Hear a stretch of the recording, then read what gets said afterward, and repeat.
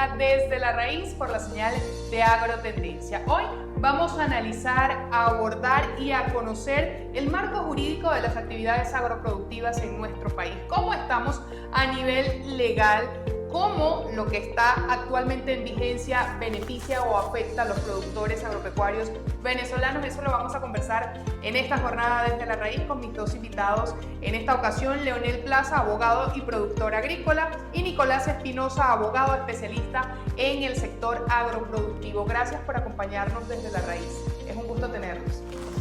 Muchas gracias. Muchas gracias, Francis, por la invitación y siempre pendiente del sector agrícola primario, fundamentalmente en el país, por todas tus atenciones y permitirnos este espacio para tener acceso a todos los productores del país para explicarles una serie de cuestiones referentes a la seguridad jurídica, seguridad personal y el financiamiento agrícola.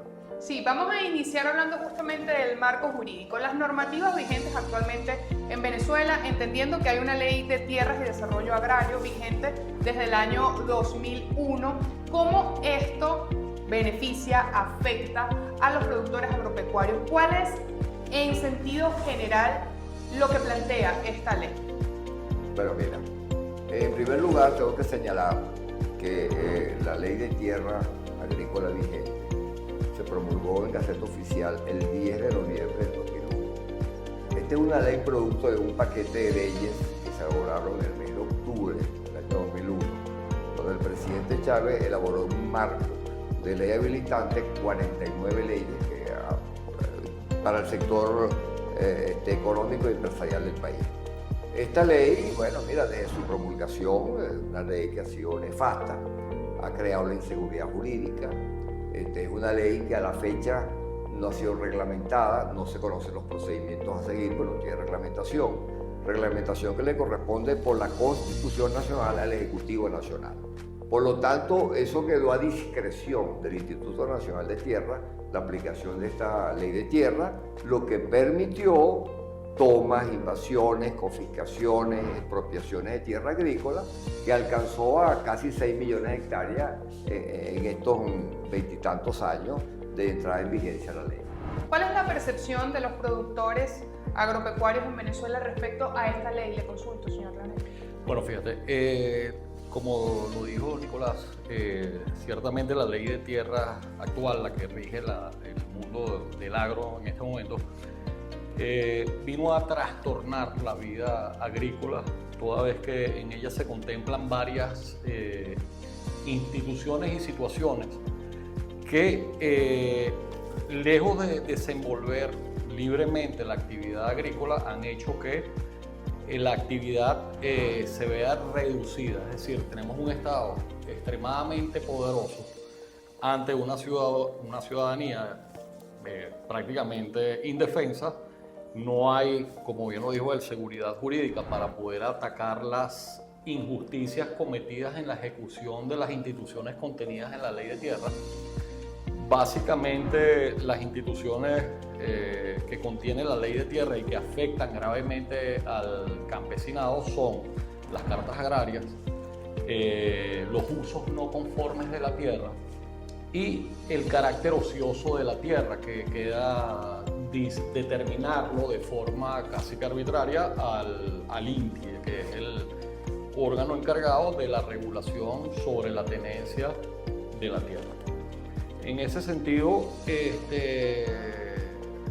esta ley ha sido, bueno, todos conocemos la historia y hemos visto lo que ha ocurrido en el país. Incluso llegamos a vivir momentos donde la producción agrícola había estado casi en el piso porque era prácticamente imposible producir. No es sino a lo largo de los últimos 7 años, 8 años, que la producción vuelve otra vez a tratar de reimpulsarse. Obviamente ha habido un cambio de parte del gobierno de actitud. Han cambiado, porque sí hay que decirlo, ha habido una actitud distinta a la que hubo en el pasado con el antiguo presidente Hugo Chávez, que bueno, él iba caminando, iba expropiando y cometiendo arbitrariedades, porque al final eso es una arbitrariedad. Esta ley, por ejemplo, de tierra contempló la prohibición, o sea, algo insólito, ¿no? La prohibición para poder tercerizar el trabajo en la tierra. ¿Qué es esto? Es la manera de poder gestionar, en el caso de personas que tengan tierras y no tener capital, poder gestionar el cultivo, cosecha y traslado de los productos derivados del campo a través de contratos operativos que se suscribían con empresas que se dedicaban a esos fines. Tal es el caso, por poner uno, de Agroisleña, empresa que fue nacionalizada. Esta era una empresa que prestaba la colaboración, no la colaboración, tenía su negocio de servicios a los agricultores o a los propietarios de tierras que a lo mejor no tenían el capital para desarrollar esas tierras. Y Agroisleña, bueno, llegaba a un acuerdo, decía, bueno, mira, yo te pongo la semilla, los tractores, los trabajadores, cosecho y además distribuyo. Y bueno, entramos en una distribución de 80-20. Según los señores del gobierno, esto era una explotación a estos campesinos que obviamente no estaban en desacuerdo con eso, sino que por el contrario estaban de acuerdo, porque si no tienes dinero para desarrollar, que es uno de los temas centrales, como lo mencionaba Nicolás, es el financiamiento. Si no hay un financiamiento, si no tenemos una fuente de recursos, ¿cómo vamos nosotros a desarrollar el agro en Venezuela? ¿En qué se apoyan el día de hoy los productores del campo venezolano a nivel de normativa, entendiendo, por supuesto, la visión del sector respecto a la ley principal de la actividad? Mira, Francis, esa ley tal cual como fue concebida, la única salida que hay es eliminarla, no hay otra. Un grupo de abogados empresarios elaboramos un proyecto de ley de tierras agrícolas y fue introducido ante la Asamblea Nacional el 16 de septiembre del 2016. Este proyecto de ley contempla la propiedad pura y simple para todos los productores, sin excepción, por varias razones. La primera razón es que si no hay seguridad jurídica, no hay inversión. El financiamiento no se otorga, por lo menos los organismos multilaterales y la banca criolla venezolana, no da financiamiento si no hay seguridad jurídica, si no hay propiedad sobre la tierra. La carta agraria es una simple posesión determinada por un año, no da ninguna seguridad jurídica, y eso es lo que contempla esta ley, la ley de tierras actual vigente. Entonces, mira, la solución es esta. Esperemos pues que el Poder Legislativo, la Asamblea Nacional, apruebe este proyecto de ley, sujeto a que lo revisemos, pero en general el concepto es de rescatar la propiedad privada sobre la tierra. Si no hay seguridad jurídica, si no hay propiedad sobre la tierra, no hay crecimiento económico agrícola, no hay desarrollo económico agrícola y no hay financiamiento agrícola que se requiere para ello.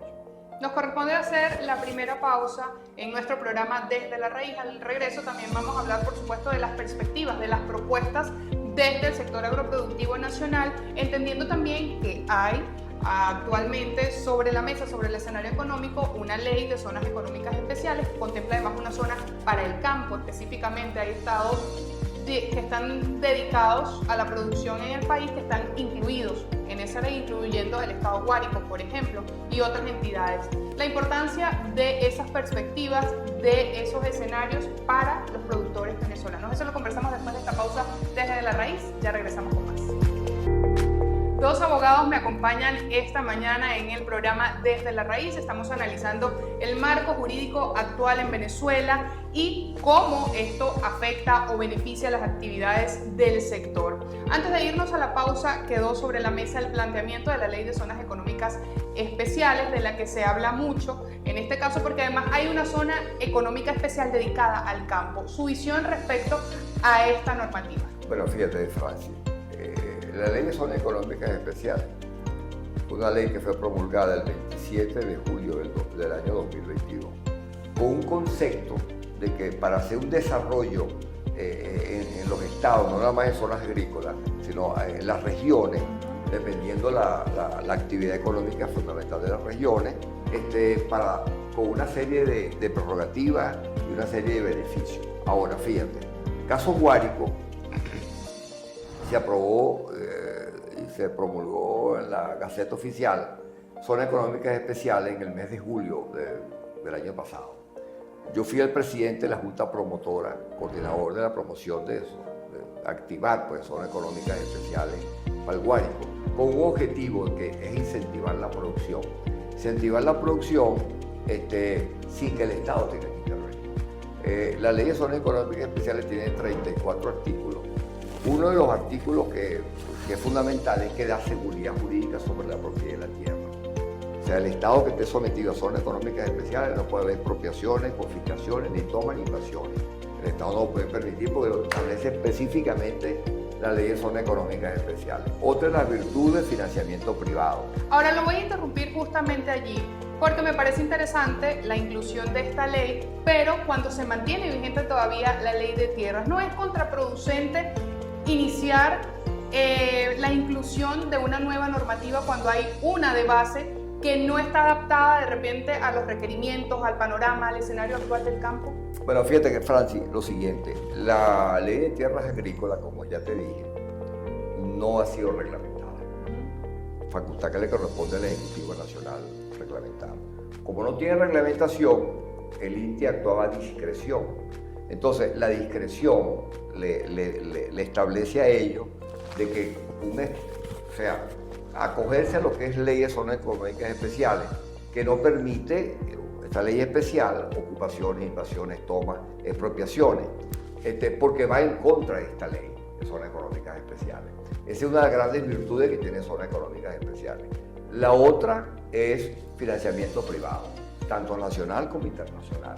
Segundo, los que van a desarrollar y financiar la actividad, en el caso Guárico que estamos hablando, están exentos de pagar impuestos sobre la renta, no pagan aranceles, pueden hacer libre convertibilidad de la moneda de dólar a bolívar y exportar de dólar a bolívar, de bolívar a dólar para afuera sin pasar por el Banco Central. Es un mecanismo muy especial para estimular el desarrollo a la inversión. Señor Plaza, su visión respecto a esta ley de zonas económicas especiales. Bueno, mira, muy interesante. Fíjate lo siguiente. En el año 2014, la composición del PIB, en lo que se refiere a la alícuota agrícola, era del 4.7%, ¿no? En los últimos años, eso venía en una línea ascendente, en una tendencia, después empezó a caer, no conseguí las cifras, 2017, del 2017 al 22, hay una declaración del ministro Castro Sotelo, que es el ministro de Agricultura, donde dice que la alícuota correspondiente a la agricultura dentro de la composición del PIB llegó a alcanzar el 10% para el año 2022. ¿Qué quiere decir esto? Que esa política de zonas económicas especiales ha ido mejorando la producción agrícola y lo podemos ver. O sea, ¿dónde estábamos en el año 2016? Donde había escasez, había una serie de distorsiones en la economía que poco a poco se han ido levantando, poco a poco se han ido modificando y todavía hay que avanzar, hay que seguir en la avanzada de ir quitando todo lo que esté en el camino, hay que irlo quitando.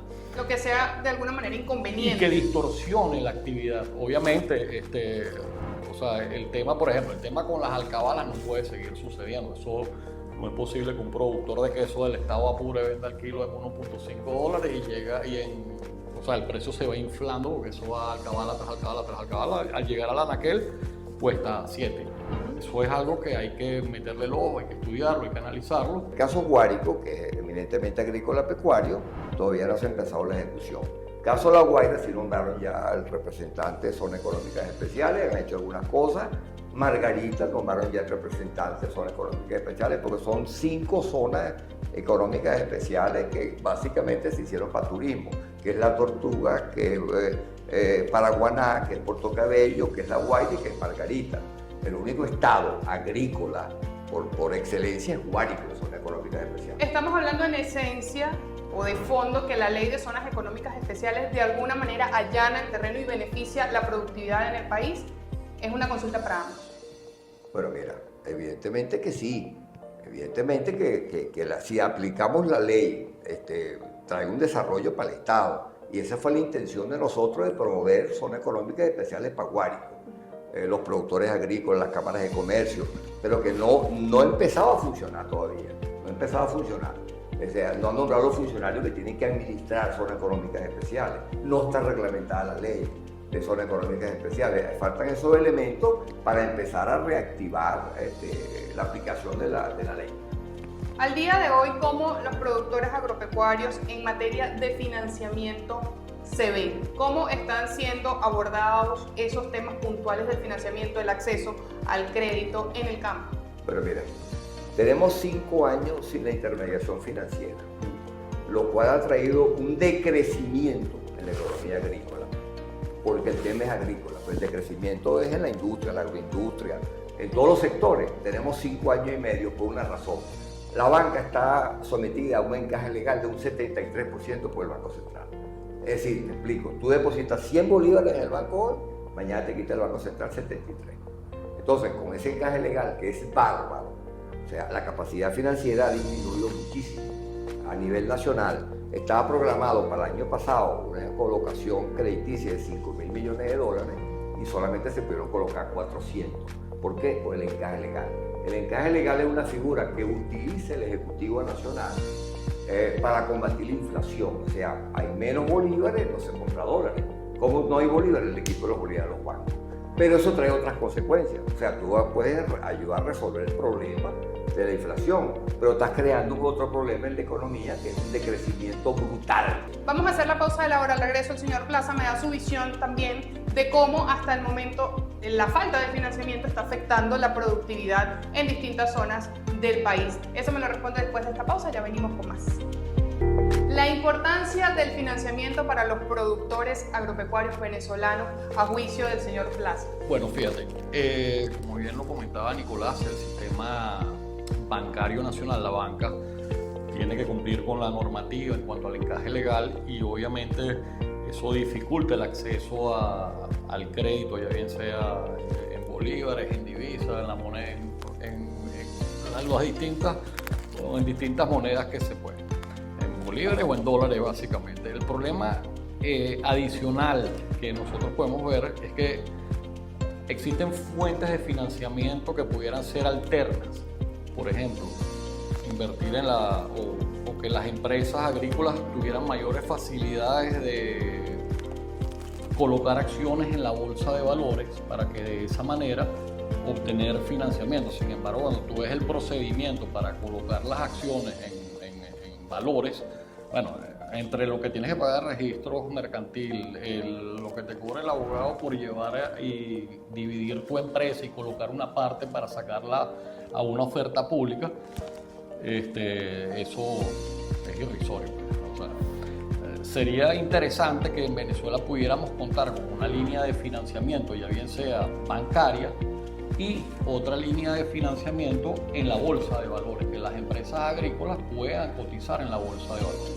Aunado a ello, el tema de los contratos operativos directamente sobre la actividad del campesino.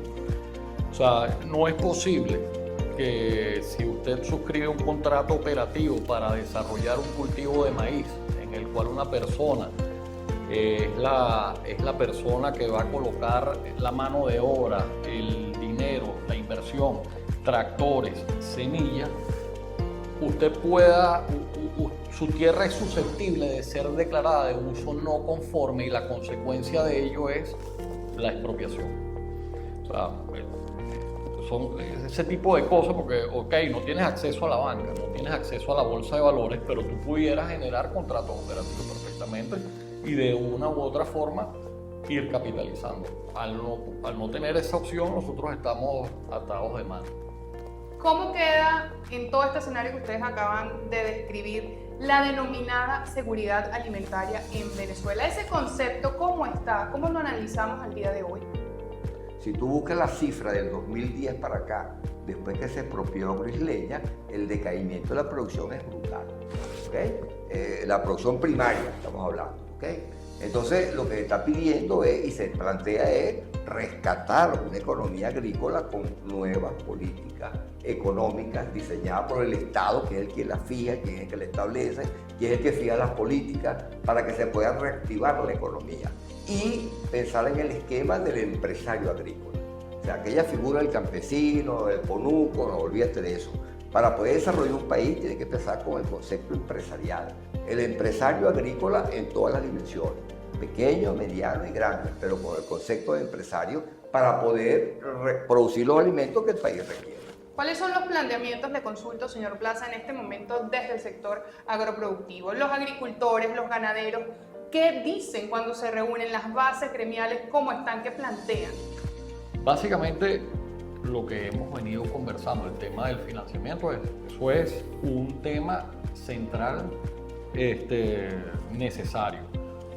Otro tema, muchas veces, como bien lo menciona Nicolás, el tema de pasar del conuco al empresario del campo. Esa transición. Esa transición es un tema que va ligado a la educación y requiere de conocimientos técnicos que se supone el Estado debería propiciar en escuelas técnicas este tipo de conocimientos, en vez de encerrarlos en colectivos y hacer algo tumultuario, que cada quien pueda pensar de forma individual y ser educado. Por ejemplo, en un sector no todos tenemos por qué sembrar maíz, ¿verdad? Yo puedo sembrar maíz, usted puede sembrar legumbres y así sucesivamente.